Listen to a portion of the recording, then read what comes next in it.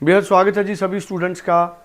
New Zealand study visa पे कई बड़े अपडेट हैं और कई क्लैरिटीज़ हैं। सबसे पहले तो ये जानेंगे कि अभी कौन से नेक्स्ट इनटेक हैं, ख़ास तौर पर मई और सितंबर इनटेक, कितनी सीट्स अभी भी न्यूजीलैंड में अवेलेबल हैं और जिस तरह से क्राइसिस है कनाडा में, अभी कनाडा की फाइल लॉन्च नहीं हो रही, तो न्यूजीलैंड के लिए बहुत सारे स्टूडेंट्स ऑप्शंस देख रहे हैं।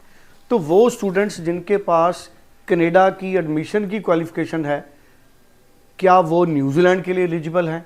ये तमाम हमारे टॉपिक्स रहेंगे जिस पे आज जसमीत जी से बात करेंगे। और न्यूजीलैंड का वीज़ा कितने दिनों में आ रहा है, इस तरह की चर्चाएं थी कि नई सरकार आएगी तो फंड्स की जो रिक्वायरमेंट है उसकी पॉलिसी में तब्दीली होगी।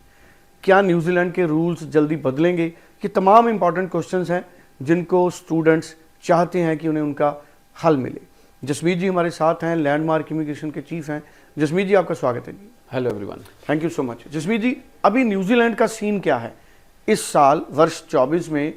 अभी जब कनाडा थोड़ा सा रुका हुआ है, फाइल्स लॉन्च नहीं हो रही, न्यूजीलैंड के लिए बहुत सारे स्टूडेंट्स इंटरेस्टेड है, लेकिन स्टूडेंट्स को क्लैरिटी नहीं है। मैं चाहूँगा कि एक तो क्लैरिटी दें, कौन से स्टूडेंट एलिजिबल हैं और कौन से इनटेक्स हैं।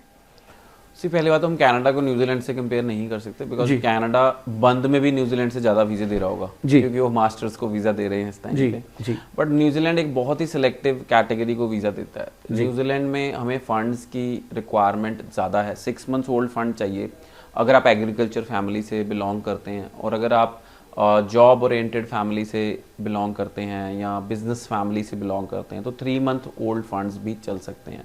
बट आपके फाइनेंशियल्स बहुत स्ट्रांग चाहिए जी। अगर तो आप 1 year स्टडी के लिए जा रहे हैं तो आपको शो करने पड़ेंगे 25 से 30 लाख के फंड्स, और अगर आप 2 years की स्टडी के लिए जा रहे हैं तो आपको 45 to 50 lakhs के फंड शो करने पड़ेंगे, और अगर आप 3 years की पढ़ाई के लिए जा रहे हैं तो 55 to 60 lakhs के फंड शो करने पड़ेंगे न्यूजीलैंड के लिए।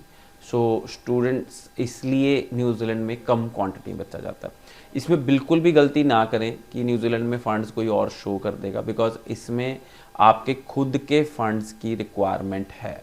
सो बिल्कुल गलती ना करें कि हम किसी और से फ़ंड शो करवा लें, बिकॉज इसमें आपको फ़ंड्स जो शो चाहिए वो आपके खुद के चाहिए।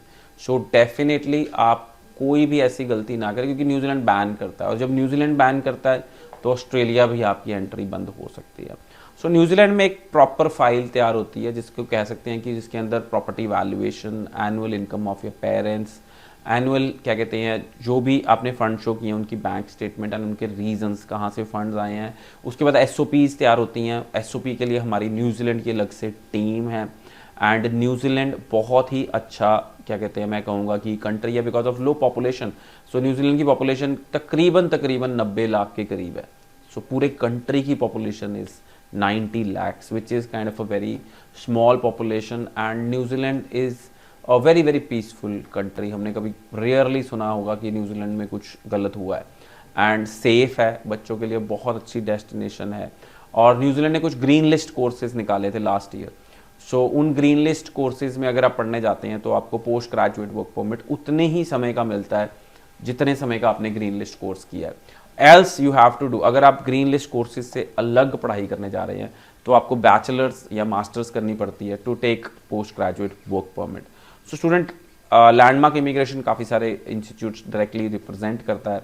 सो आप चाहे क्या कहते हैं यूनिटेक में जाना चाहते हैं, विनटेक में जाना चाहते हैं, एसआईटी में जाना चाहते हैं, तोही मोई में जाना चाहते हैं, और भी किसी भी लिंकन यूनिवर्सिटी में जाना चाहते हैं, एयूटी में जाना चाहते हैं, तो लैंडमार्क इमिग्रेशन आपकी न्यूजीलैंड के गवर्नमेंट प्राइवेट कॉलेजेस किसी में भी आप अप्लाई करते हैं, आप अप्लाई करके एडमिशन ले सकते हैं। So students, right now we are advising, and अभी तक का जो हमारा न्यूजीलैंड का सक्सेस रेट रहा है वो 100% रहा है, because we are advising students जो एलिजिबल हैं, बिकॉज नॉन एलिजिबल स्टूडेंट्स को अगर हम एनरोल करते हैं तो उनका वीज़ा नहीं आता।